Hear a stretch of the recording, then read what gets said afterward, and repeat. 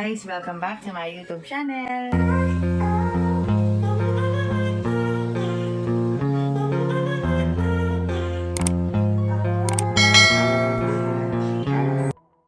Ingay at tensyon ang naramdaman ng maraming fans sa loob ng arena.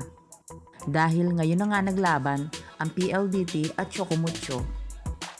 Dito na nga malalaman kung makakapasok na sa semis ang Choco Mucho kapag nakuha nila ang pang-8 nilang panalo. Parehong magaling ang dalawang koponan. Laging hindi mawawala dito si Ivy Lacsina na sinusuportahan si Dina Wong. Very supportive at sobrang proud sa kanyang adi.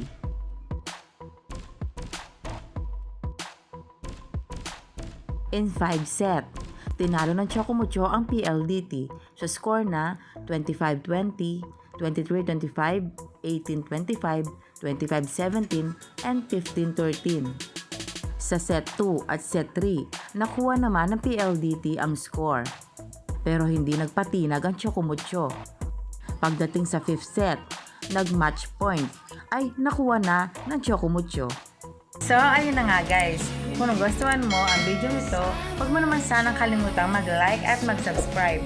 At pakipindutin mo na din ang notification bell para lagi kang updated sa aking mga videos. Thank you! Bye!